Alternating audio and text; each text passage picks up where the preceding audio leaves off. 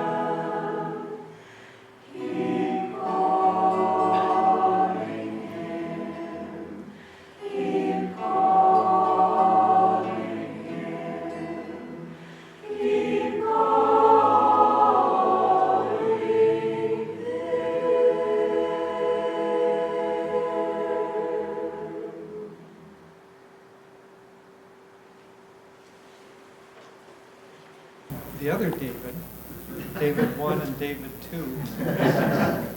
That was, the choir is getting to sound so good. I mean, Davy and I, this is frightening, but we go back to the days where the Portland choir had only women, and only about 4 women. We were here with Swami and said, something needs to be done about this. You men, you have to start singing. It's improved. So, well, tonight we want to talk on a subject that is really pertinent to everyone. It's how to stay centered in the midst of life's challenges. And we're all going to face challenges. In fact, if we have a life where we don't have challenges, it's not going to be a very helpful life for us. Because what we, almost the definition, emotionally not. Uh-oh. You're not turned on. Well, let's see. That we can't grow until we get to the edge of our comfort zone. And so if we don't do it ourselves, if we don't push ourselves past our comfort zone, life itself will conspire against us. The guru will conspire against us. That's part of his job. There was a monastery, or it was actually a Gurdjieff community in France, and the teacher was there, and everybody who was there had to pay a certain amount to receive the teachings and to live there. But they had one man who was just driving everybody crazy. And finally, after months and months, this man, he complained, he was lazy, he blamed other people for everything. Oh, if you can think of it, he did it. And so after months and months of this, he finally got fed up with this place and the way that it was run, and he left. And everybody was saying, oh, wonderful, wonderful. The teacher went and found him and paid him to come back. Now, did that push some buttons among the others in the community? Of course. But the teacher said, he is my best assistant, because without him, I would have to work 10 times as hard, so I'm going to pay him some to help me in my job. So when our buttons get pushed, that is not the time to try to shrink back from whatever is happening. Because if we shrink back from challenges, then we're going to miss the opportunity. They come only, remember this, 2 things. One, every challenge, every test, every problem comes in order to help free you. And secondly, everything that comes is an expression of God's love. Now, if you can hold those 2 things in mind, you can go through absolutely anything that life throws at you. But holding them in your mind, that's the challenge. And so we're going to be tested to see whether we can do that or not. So what does it mean to be centered? You know, in the kind of travels that Devi and I do in a lot of different places, many times we get asked to kind of define spirituality, or what is a spiritual life, or what is a spiritual test. Those kinds of questions. Almost synonymous with spirituality is being centered. So the direction that we need to go is always more toward our own center. And that attempt to go to our own center is intrinsically spiritual, because at our own center is the only time we're really going to find ourselves, who we really are. And when we find who we really are, we won't be who we think we are. We won't be the ego. as Master put it in one of his writings, when this I shall die, then shall I know who am I. And so ultimately, as we get toward our own center, what we think we are, that means the ego, everything by which you define yourself as a person, as a separate entity. Well, I don't think any of us think, oh, I'm going to set out to define myself as a separate entity. You know, whoever thinks that way. But we define ourselves as, I want to be me. The artistic movement in this country, really for the last, I don't know, since the Renaissance, the artistic movement has been more and more about self-expression. Up until then, many of the paintings were anonymous, and many of the paintings, basically all of the paintings, were just about spiritual subjects. But then gradually started coming in. So when you would look at an early Renaissance picture of Jesus or a Mary or pre-Renaissance period, you would generally not see a person expressed. You'd see a kind of a iconic picture, and one would look very much like another, and the scenery might change some. But gradually in about the 1400s, this is synonymous with the change out of Kali Yuga, where the thought of I-ness, ego, me, I, my, me, mine, began to be strengthened. It's just part of the natural process. But as that began to be strengthened, first of all, portraiture began to look like portraits. So they made the attempt, and you can look at Renaissance paintings and you can see almost a photographic sense of portraying the Duke or the Duchess or whoever the painter was attempting to portray. Go back 300 or 400 years and you don't get that at all. But increasingly, you know, as artistic expression went more and more into that, then once you get somebody like a Michelangelo and a Leonardo and some of these great, great Renaissance artists, who is going to be able to paint a better portrait than they painted? Who's going to be able? So the artist wants to have a new theme. Oh, that's already been done. And so the attempt to have something new, well, what's behind that is the increasing energy that's going in. It's not that the ego is getting stronger. The ego is actually stronger in Kali Yuga than it is in Dwapara Yuga, and it gets increasingly less powerful, or I shouldn't say powerful, it gets less important as we go upward into the higher ages, but it gets more energy behind it. And so a person wanting really to express themselves now has more scope to do it than you did 1,000 years ago.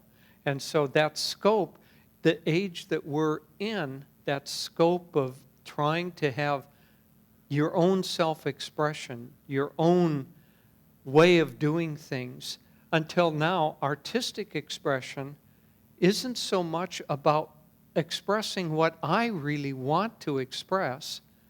It's doing something that nobody has done before. And it can go to absurd levels. Devi has a high school friend who became a really famous New York artist. And she was, I don't know whether she did only kind of avant-garde sculpture or what it was, but she had such enlightening and uplifting pieces as Urinal Number 7.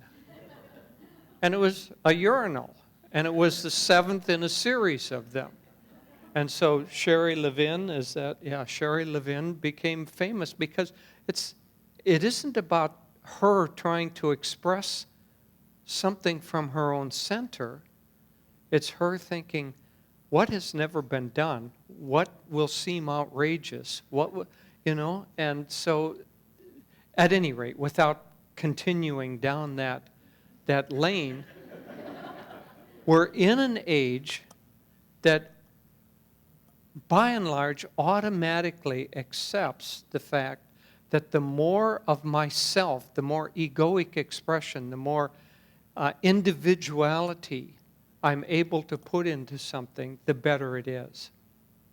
And that has, it's a phase that we go through. It's like teenager. We're in the teenage years in terms of the Yuga cycle. And so when in Kali Yuga, it's the childhood. You're just told what to do, and you do it. And then gradually, as you grow older, you're able to express a little more energy. In the teenage years, you want to differentiate yourself and find yourself. And so we're, in terms of our growth cycle, planetarily, we're in the teenage years. And we're not doing a real good job for the planet in all of our rebellion and all of our thinking of ourselves and all of the things that accompany that. And so if we want to grow spiritually, then we grow more and more not toward the exterior, but toward our own center. And as we grow more and more toward our own center, one would think, well, gee, we're going back and if we're going to merge with God, we're going to seem like everybody else that merged with God. The paradox is that the more you go toward unity with God, the more you go toward your own center, the more different you are from others, not the more alike. The saints aren't very much alike at all. They're characters. Look at the different expressions of divinity in our own one little line of 5 different saints, 5 different avatars up here. Everyone had a vastly different expression, but it was as if they were expressing the same truth, just in a different modality, whereas everybody else is expressing non-truth in basically the same way, which is paradoxical because everybody else is trying to get to be more outside of themselves so that they can express themselves, and the saints are trying to get more inside so that they can lose themselves, and the people who go out start looking all alike, and the ones who go in start becoming all different. So the more we get centered, the more that is synonymous with spirituality. So what does it mean then to be centered? Because if that's really our goal, how does it get expressed? How do we live in the midst of a world that is basically kind of in chaos or in strife or huge conflict, and yet maintain our own sense of calmness, our own sense of peace, and the spiritual qualities of love and joy? How do we maintain those? Because those are the qualities that reside intrinsically at our own center, and those are the qualities that we find growing stronger and stronger as we go toward our own center. So, but how do we find them in the midst of so much tension and chaos? I remember when I was a little young boy, 7, 8, that kind of an age, we lived next to a big park, and that park had what we called a merry-go-round. And a merry-go-round was a big iron platform, maybe, 15 feet around, on a center axis, and somebody would begin to spin it, and it would go faster and faster, and then there'd be 3 or 4 kids on it, and everybody would be jostling trying to push each other out of the way, sort of not king of the hill, king of the center. Because if you could get in the center position, then everybody else could barely hold on, and everybody else eventually, as it got fast enough, got flung off. And so physically, we can see that the more we're able to stay in the center of something, the less chaotic it is, and the less we're going to get thrown off by trials. Well, what does it mean, again, to be in the center of things? For one thing, and one of the very, very important things is that the more we identify our happiness as being caused by something outside of our own interior sense, the farther outside of our center we're going to get. And so, kind of in terms of possessions, this world is built, there's hundreds of billions of dollars that are spent to try to make you and everybody else feel unsettled or inadequate if you don't own something. If you don't own a Mercedes, if you don't own the iWatch. Of course, iWatch is separate because that's in a different category. But no, I don't have one, but I'm going to get one. So there. But if I had a desire for an iWatch or anything else that was compulsive, then that drives me out of my own center. So if you feel that you need anything or anyone in order to complete you, it will drive you out of your own center. So you do need someone to complete you, but not outside of your own center. You need that consciousness that resides in the depth of your own center.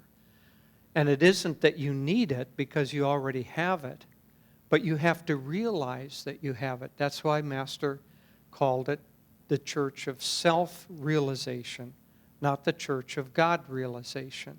One time in the early history of Ananda, we were trying to be forced to change our name from Ananda Church of Self-Realization. And one of the suggestions and one of the, in fact, we actually ended up doing it for a very short period of time, was instead of self-realization, to say God-realization. And Swami was quite adamant that that was wrong. And I couldn't at the time understand why that should be wrong. For one, he felt it was wrong because Master defined his kind of work as self-realization, and Swami didn't want to be pushed outside of Master's definition. But the more I understood about it, because we have, from the standpoint of being in ego, all the ego means is that our soul is identified with this one incarnation. When we've had thousands and thousands and thousands, so this one incarnation, we have a particular gender, we have a particular personality, we have a particular body type, we're on and on. We're born in a culture, we have a language, all of those things. If we identify that as who I am, then the soul, which is eternal, gets identified with the particular, and that's what the ego is. And so the eternal identifying with the temporary gets put outside of itself. And so the more we are outside of ourselves, so anyway, to complete with the name, coming from the thought that we're separate, then when we say God realization, it seems like God is outside of ourselves, doesn't it? And of course, that's the way he's normally depicted and normally thought of and normally prayed to. One time, Master said to Dr. Lewis, "You're praying wrong. And Dr. Lewis said, why?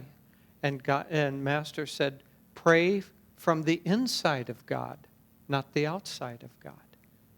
Pray knowing that you're already part of Him, not that you're praying to Him as someone outside of yourself.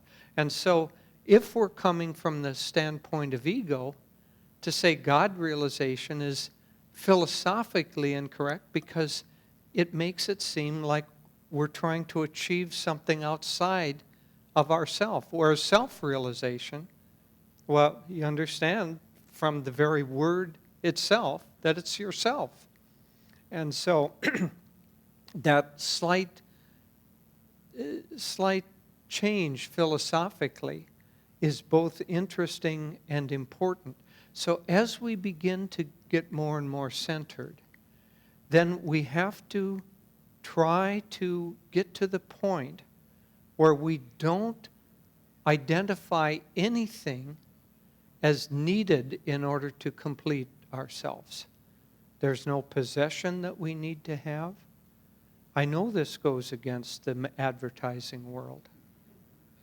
I know you can't probably get Google to even go along with a Google ad saying don't use Google ads, because they try to, all advertising is about trying to make you feel that you're incomplete unless you have something outside of yourself. The more we buy into that, the more we get out on the edge of that merry-go-round of life, and we're absolutely going to get flung off. There's no way, how to put this, there's no way to be out on our periphery and then hope that things will stay calm and centered. The two just plain don't work together. The second aphorism of Patanjali says, Yogas chitva vritti nirod. Yoga is the neutralization of the waves of likes and dislikes, or of the eddies of likes and dislikes. And it's those likes and dislikes that you want something outside of yourself, what seems to be outside of yourself, or you want to push something away. I like cool weather. Oh, it's too hot today. No, I like warm weather. It's too cool today. I like sun. I hate rain. I can't live in Portland if that's true. And so on. So those likes and dislikes go way, way down to really almost like a subatomic particle. That's the way the exterior universe is held into vibrational state. And when that vibration finally stops, then we get centered in our own self. So yoga is the neutralization of the waves of likes and dislikes. And the next aphorism is, at that time, the seer rests in his own self. At all other times, is the next aphorism, at all other times, he is subject to the permutations of the exterior creation. And so in those 3 or 4 aphorisms is the whole key to everything. The more we are able to stop the vibrational tendency to reach outside of ourselves for our fulfillment, the more we feel complete in ourselves. And then when we're complete in ourselves, then we don't have to fear anybody taking anything away from us, because we don't need it anyway. We had a friend who had an old car in San Francisco, and he always left it unlocked. And he said, partly I drive an old car because I don't need anything more, and partly having an old car like this, thieves aren't interested in it, so I can leave it unlocked. And so if you're satisfied with simplicity, then the world can't take simplicity away from you, but it can take complexity away from you. And so part of advertising is to put you under threat part of media is to make the world seem very threatening. That's why you don't pick up a USA Today and read on page 1, everything was really pretty good today. The weather was okay. Half the teams won and half the teams lost.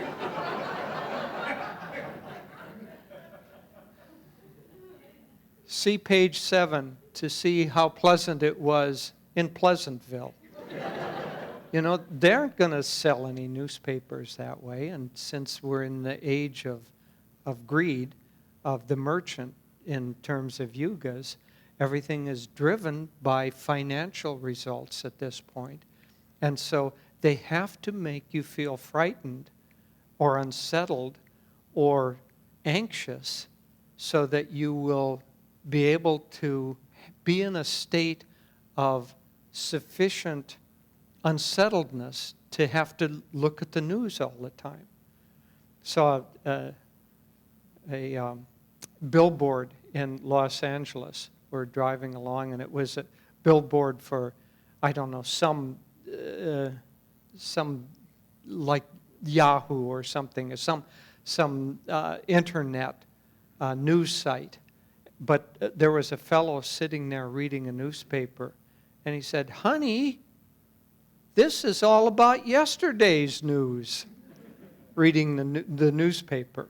So it was an anti-newspaper. Don't bother with that old stuff. Get on our website. But there is an increasing movement of unsettling the mind, getting the mind more and more outside of itself by making people feel that they need to check the news every 3 minutes. And there was just a study that I read about from Microsoft. They've done this for some years. I find it a little bit ironical that it was from Microsoft, but they do studies on concentration. And so back in 2003, they had done a study on concentration, and they do it, you know, in relatively sophisticated scientific ways. They have people on brain scans, and they have people looking into a screen, and how long can you concentrate on a math problem, and so on. So they really, it isn't just, you know, write down how long you concentrated. They really try to measure it more or less scientifically. But from 2003 up to 2014, the ability to concentrate of the average subject dropped from 12 seconds down to 8 seconds. Now the scary thing is that that makes us a second behind the average ability for concentration of a goldfish.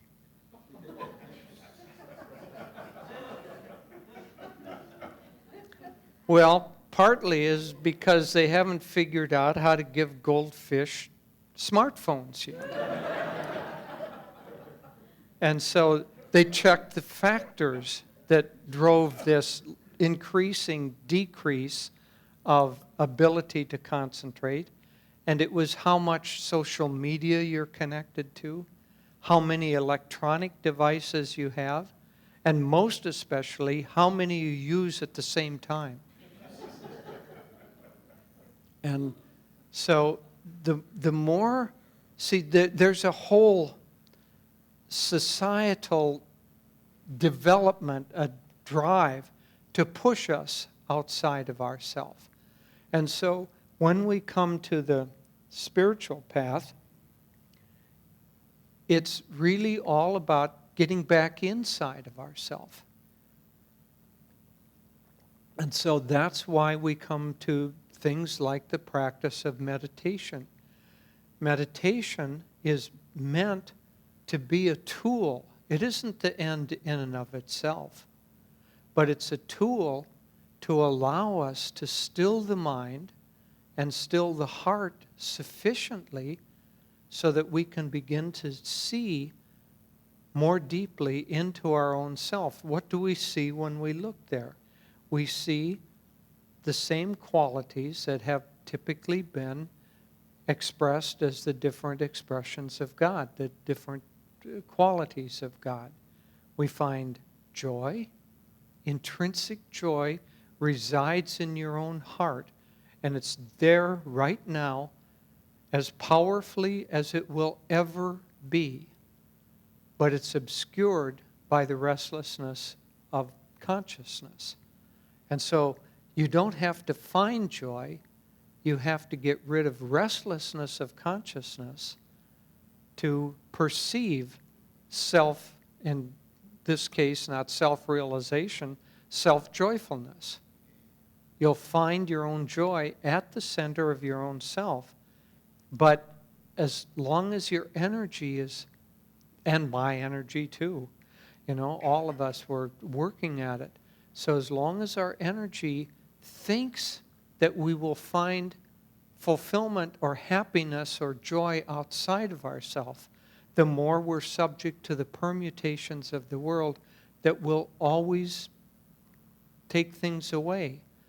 And so when we're in a chaotic world, which we're in, then what we want to do is we want to find a time and a space on a daily basis in order to get more connected with our own center. And other qualities that we find there, what do we meditate on usually? Or where do we meditate? We normally meditate at the spiritual eye. And along with joy at the spiritual eye is perceived light. And so as long as we are connected with light at the spiritual eye, then that is intrinsically fulfilling to us. Anandamoy Ma said that the natural food of the mind is joy, and we will always be hungry until we feast on that joy. And so as long as we're not connected to our own joy level, connected to light, connected to Om, connected to love and peace and calmness, as long as we're not connected to those things residing in ourselves, we're always going to be hungry. And we're always going to be looking outside of ourselves. So one of the first things to do is to begin to disengage from that which pushes you more and more outside of yourself. Most of us, many of us, have to have communication devices, but we don't have to check them every 3 minutes. We don't have to get up in the morning and turn on the television before we meditate, or the radio. When we're driving, we don't have to listen just in case those convicts in wherever they were that escaped are finally caught. One time we were driving with our son, who at the time was about 4 years old, and we turned on the radio, and I don't know, some terrible news story came up, and Devi turned it off so he didn't have to listen to it. And he said, no, turn it back on. And Devi said, do you like to listen to the news?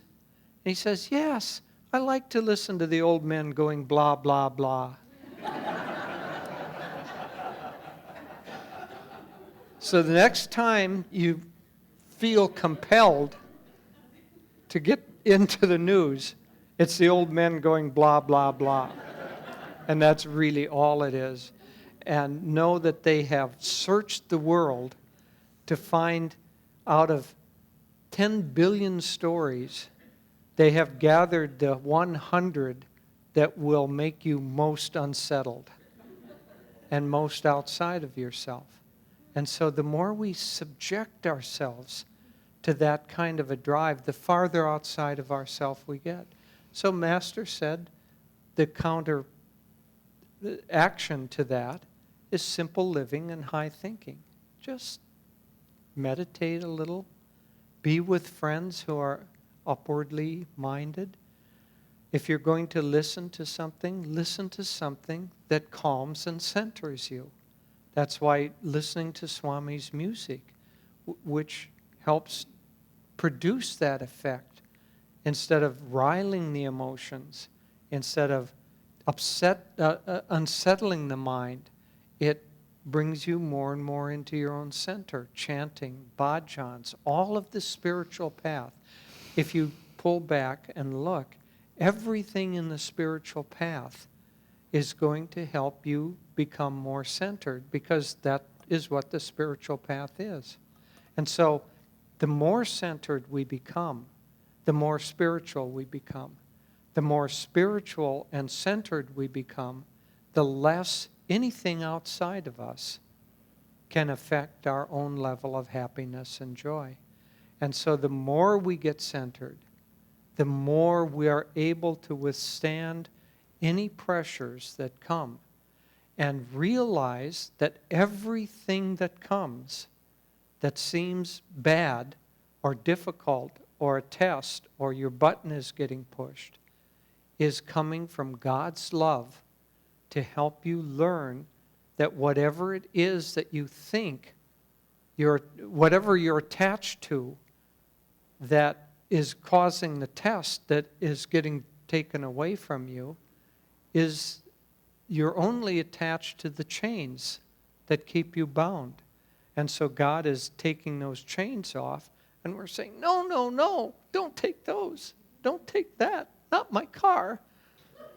Not my stock portfolio. Not my whatever, my health, my anything. That none of it is us. That's all the ego. And so things have to get taken away until we aren't attached anymore. And then God says, oh, well, now I'll reverse it and start giving stuff. And you say, I don't want that. I don't need that. Here. And so we saw this in Swami's life. People gave him stuff all the time, and he'd be very gracious. He would thank them, wonderful. He would take it, enjoy it for a little time, and then generally pass it on to someone, because there wasn't attachment.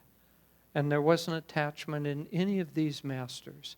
And so the more we get centered, the less attached we are, the more we can go through anything.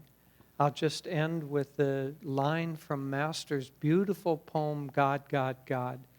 When storms of trial shriek, and when worries howl at me, I will drown their noises, loudly chanting, God, God, God. If you get that consciousness going, nothing can touch.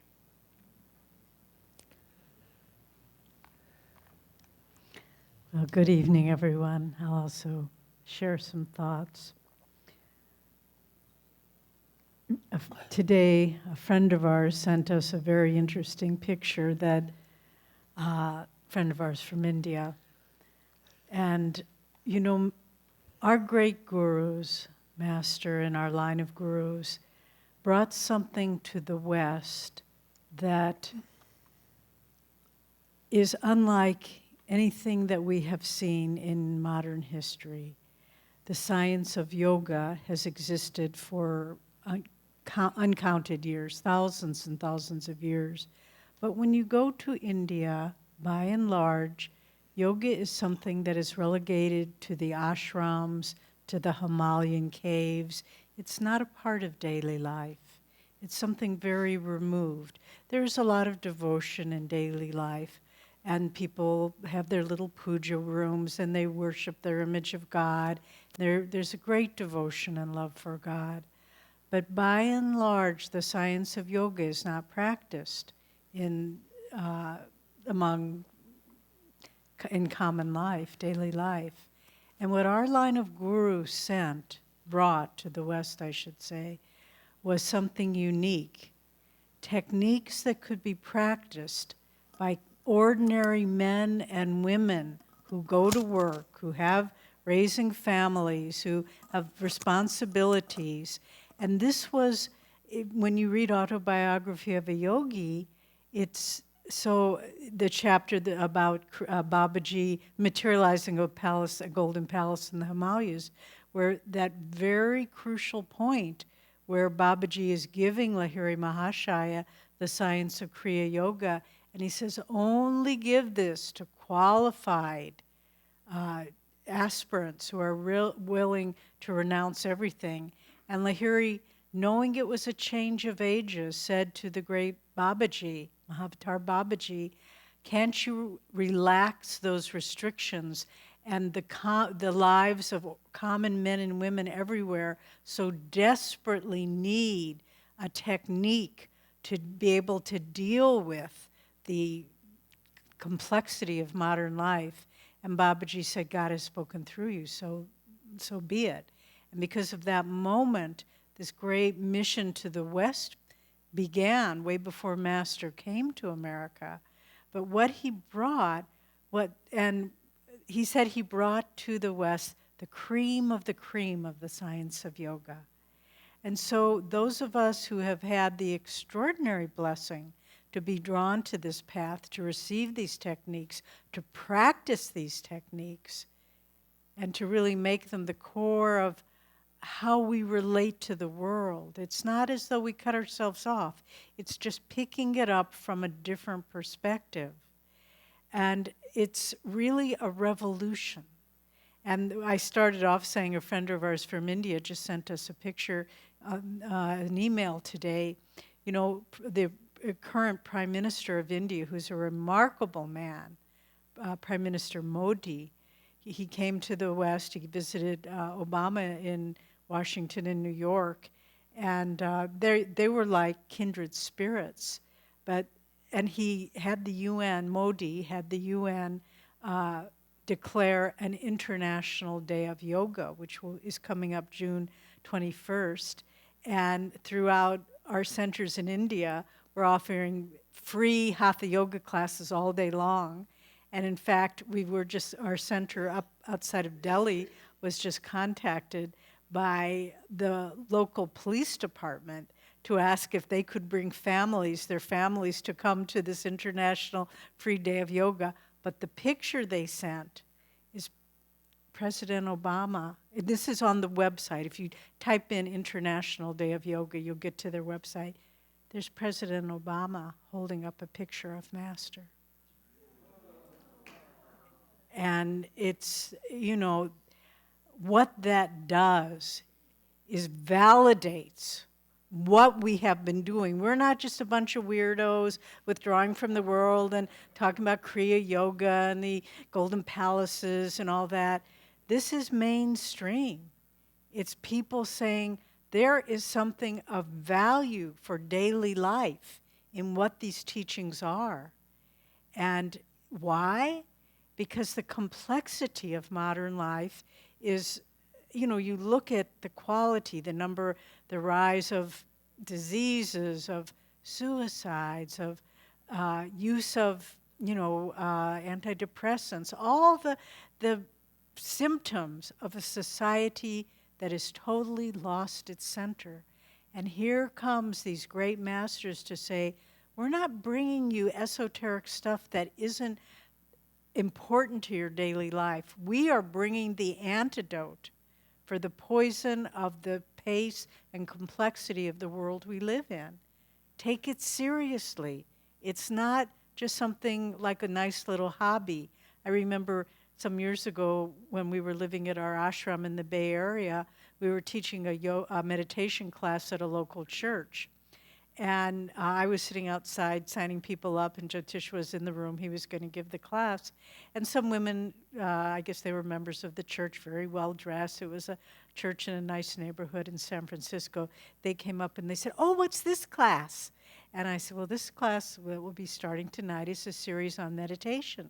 And the women said, "Oh, meditation, we already did that." And, like it was, flower arrangement, meditation. And, they already did that. But it's not like that. I mean, once you start, you begin realizing this is what I need to answer all the problems of my life.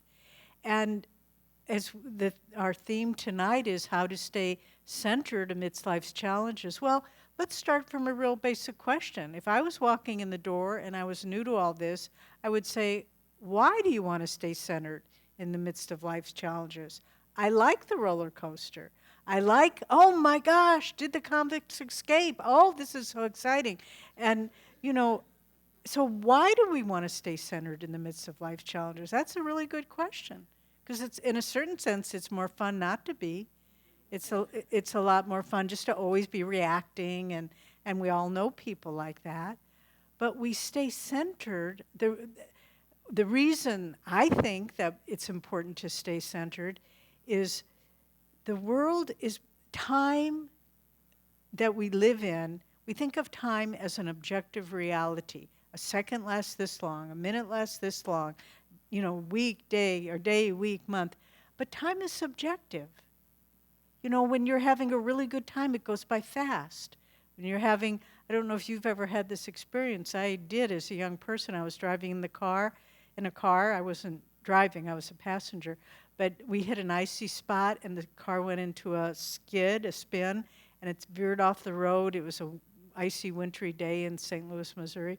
And we were heading towards a big grove of trees that were along the side of the road, and it felt like every second was about a day long, and I just watched the car spinning, and it seemed to take forever, and then finally it stopped right before it hit the trees. But when we're in a situation that's very tense or difficult, time seems to slow down. So if we live always on the periphery, always reacting, our life goes by so quickly, because we're not living in a sense of longer rhythms. But no matter what happens, if we can stop and say, let's slow this down. Let's just for one moment step back from this. Then the whole process of living your life, we begin breathing again. We begin saying, yes, life is happy, it's sad, it's working, it's not working. But if I can just pull back a little bit, I'm living in the sense of poise and timelessness. And it's only when we live, it's like the eye of the storm. Everything around the tornado may be, just, like Dorothy and the Wizard of Oz. There's Auntie Em, and there's, the cow going by in the barn and all that. But when we're at the center of the eye of the storm, and that's what yoga does. It helps us live at the center of the eye of the storm. The storm is life, if you haven't noticed. It's one thing after another. But we can choose not to live in that whirlpool. We can choose to withdraw to the center of our being, and that's where it all stops. And you can look around you and say, yes, this is really a disaster zone. But I haven't lost anything. We've shared this story with some of you, maybe not all. In 1976, Ananda village was burnt to the ground. Everything was destroyed. We lived through it. And I remember, and it was really, talk about the storm around us. It was like everything was whirling. There was nothing left. One girl, she called her mother, and she said, well, did you get the furniture out of your house before it burned? She said, no, Ma. She said everything was gone, and they went on and on and on. And finally the mother said, well, did you get the family jewelry that I gave you? And then finally our friend, it was Durga, many of you know her, she said, Mom, think about a handful of ashes. That's what we have. And then her mother got really quiet. She didn't ask her this and this and this. Handful of ashes. Okay, I got it. But in the midst of all that, we realized, where did our security come from? Where did our sense of being safe and protected? It came from our own center. And if we didn't have it there, everything else around us was not going to provide it for us. It was a wonderful experience. And I know many of you have had to face death, look death right in the face and say, okay, I've got a pretty big diagnosis here. Maybe I'm not going to survive. You can go one of two ways with that. You become fearful and contractive, or you can say, all right then, what's important to me in the time that I have left? and just to be able to control and direct the choices that you make, not from a place of fear or anxiety or franticness, but just from a sense of poise. And again, this was a wonderful story. We were driving with Swami once from Ananda Village up to Tahoe, Lake Tahoe, and we were going to go skiing. It was a winter day again. Similar story. Began snowing, lights flashing, stop and put on tires, chains on your tires. And so Swami was driving that day, and he hit the brakes, but the tires didn't have much tread. And again, the car went into a skid, like spinning around, a spin. And I was sitting in the back seat, and there was another woman sitting next to me, and she got panicky, and she started screaming.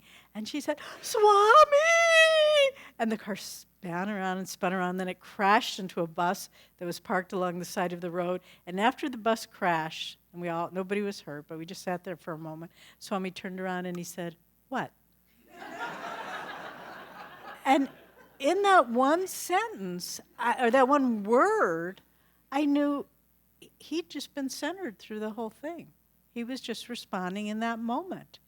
And when you see people living like that, you think, oh my gosh, this is so wonderful. Why have to react? Live at the calm center of timelessness. Okay, why do we want to live there? Because that's where the joy is. That's where the freedom is. That's where we know who we really are, when we're not always having to patch up all the holes in the dike around us, when we just say, let it be, let it be. Now, how do we do that? Okay, why do we want to live centered? Because it's a lot more satisfying to live that way. There's less anxiety, there's less fear, worry, there's much more freedom and joy and ability to enjoy life, ability to enjoy other people, instead of thinking, why do they have to be like that? And again, Swami was a wonderful example.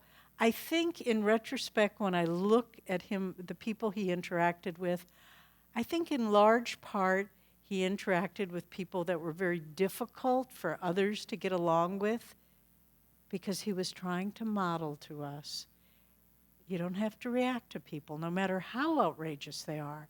Just let it be. Let them be who they are. And so just to accept it all. And again, it makes life so much easier. We can't control it. We think we can control it, but we can't. It's, in Alice in Wonderland, Lewis Carroll, who I think had a lot of spiritual insight. There's that section towards the end where they're playing croquet with flamingos. And doesn't life feel like that a lot? You try to hit the ball and the flamingo curls its neck up and looks at you.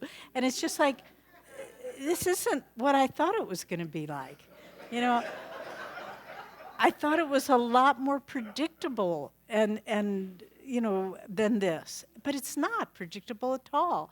It's much more, I wouldn't say random, but I think God just has a very nice sense of humor, and he'll keep making the universe unresponsive in the ways we expect it to until we stop trying to control it. And then we say, okay, God, whatever you want to do is okay by me. Someone asked me, we've been very, very busy in the last period of time. I won't say how long, but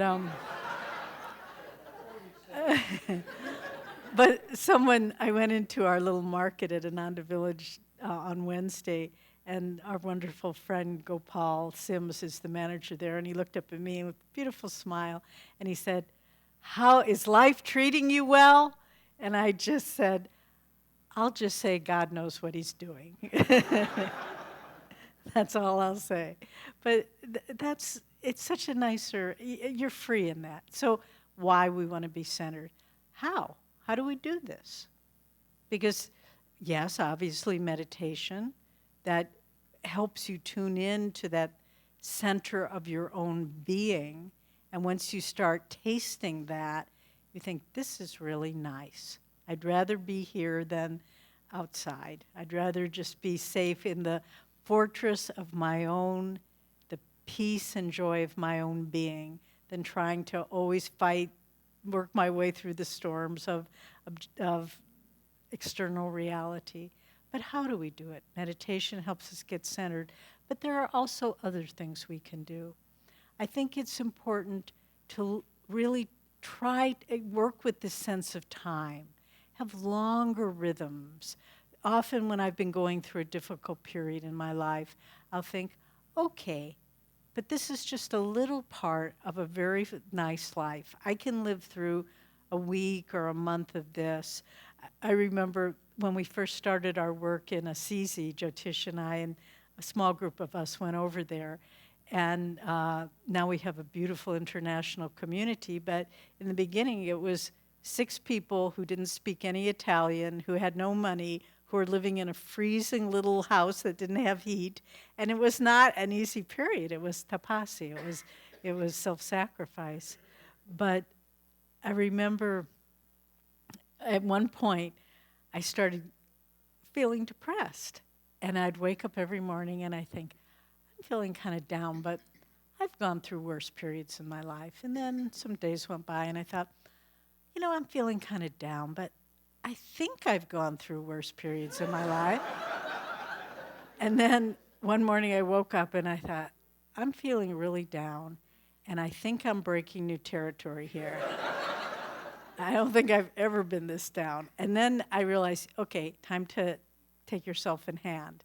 And I began with every ounce that I had, just being mentally joyful, not letting negative thoughts come in, and just saying, this will pass. You know it will pass. Don't get too caught up in that this is the rest of your life. You know, when you have the flu or something and you're laying in bed sick, you never remember what it felt like to be well. You think, oh, I'm going to be like this forever. You know, I'm not have any energy and have a headache. And then 2 days go by and you feel great and you can't remember what that was. So try to stay centered. Try to look at life's longer rhythms. Just say it's up and down and it's up and down. If it's down today, you know it's going to be up tomorrow.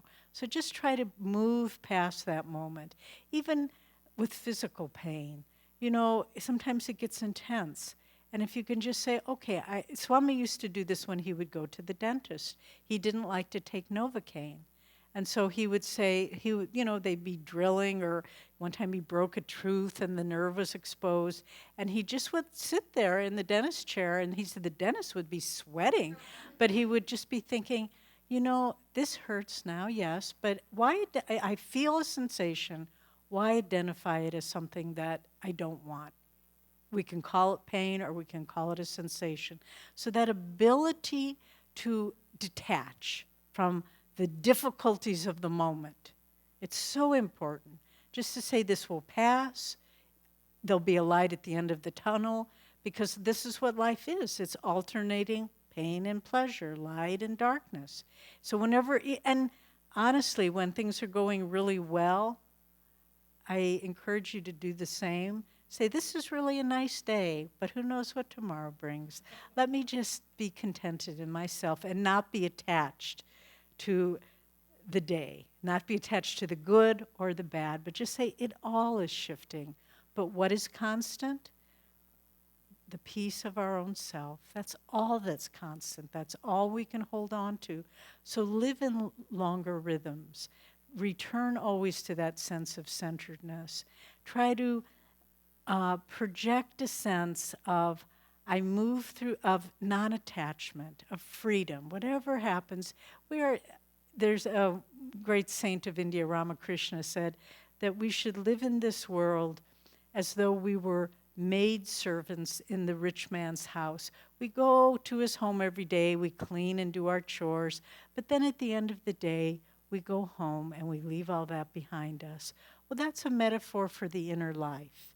We go to work every day, we do everything we need to do, but then at the end of the day, we withdraw to the calm center, and we realize none of this is ours. So non-attachment to everything, everyone around us. And that doesn't mean cold indifference. You appreciate everything so much more if there's a sense of inner freedom. Your partners in life, your children, anything that you do, even your possessions, if you don't think this is mine and oh my gosh, what if it breaks? And you just, how nice this is that God has lent this to me for this day. Who knows what tomorrow will bring? And so a sense of non-attachment to everything we do. And then to also try to stay centered in life's storm, try to be a source of strength to others. You know, when things are getting rough, I was so charmed, there's always the person that just seems to be strong. I was so charmed yesterday when the children were doing the dance Mañana, and one of my favorite human beings, Caitlin Eby, was standing right there in the front, and you could just see how she was giving all the other children confidence and a sense of, you know, we can do this, even though it was complicated and a lot of music and a lot of movement. But she just had so much centeredness in herself that she gave everyone else strength to enjoy what they were doing. So when life gets hard, find the way to say, I will be strong, if not for myself, at least I will help others in that way. And then when we live that way, nothing can touch us, really. And the more you walk step by step through each of life's challenges, it's as though God is saying, will this bother you? Will that bother you? You know, I'll end with this remarkable story. 2 weeks ago, we had a women's retreat up at Ananda Village. And it was a remarkable experience. And there were 27 women. And it was as though God brought us all together to teach, each of us to teach the others something. And one woman had had a very, very difficult life. A lot of abuse as a child, and post-traumatic stress disorder as an adult, where she would have these panic attacks. And yet her life was one of service to others. And so she learned to control all these things, and no one really knew what she was going through. But she said one day everything was going wrong. It just was all falling apart. And she just kind of, she was from a Christian background. She just kind of said, God, I feel like Job. And then she heard a voice within her head saying, do you know the story of Job? And she realized she really didn't. And she went back to the Bible, and the story of Job is very, very interesting. It starts off in heaven, and God and the angels are talking, and Satan is there too. And they're talking about God's faithful servant Job. And Satan says, well, you know, maybe he's your faithful servant, but look, nothing's gone wrong for him. He has wealth, great wealth, he has health, he has a lovely family, he has a meaningful way to serve other people. Lord, I'll bet, let's try an experiment, Satan says to God. Let me begin taking things away from him, and let's see if he's still so faithful. And God says, let it be.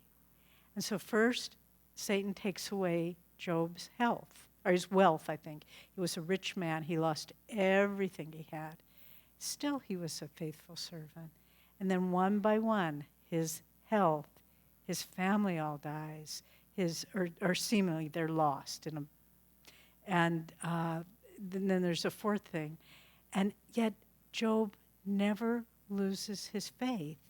And finally, his friends come to him, and they say, you must have very much displeased the Lord. You must have done something terrible for God to be taking all this away. And then Job begins to become disheartened. And he prays, he said, Lord, I will never stop loving you, but have I displeased you? Let me know. And that was the moment, the pivotal point, when it was all taken away, and his only reaction was, Lord, all I want is to please you. And then the Lord says to Satan, you see, he is my faithful servant. And then it all began coming back. And so if we can live in that way, and the woman told the story, and she said that it was like God was walking me through that. And it was a turning point in her life. And it was a very profound moment when she shared that story. But if we can step by step say, take it, it's okay. It's not why I came. I didn't come into this world to get all the delights and the goodies. I came to deepen my experience of what truth is. I came to deepen my experience of a unity with God. I came to expand my love for God and my sense of oneness for God. And if you take it all away, I remain centered, Lord. I am yours. I'm not going anywhere. That was what the story of Job was. I'm not going anywhere, no matter what you take away. So once you begin figuring that out, everything starts coming back because God realizes, all right, they've been tested and they've proved their true worth. So try to live in such a way without fear. Just say, Lord, I remain centered amidst life's storms for love of you and because I want to know who I really am, just a spark of your joy in the midst of all the darkness around us. So we can do this. The great masters have come to show us how. They've given us techniques. They've given us teachings and right attitudes. And live them, not just for yourself, but live them to show others the potential of what human life is, to live in joy and freedom and the peace that no storm in life can ever take away. God bless you.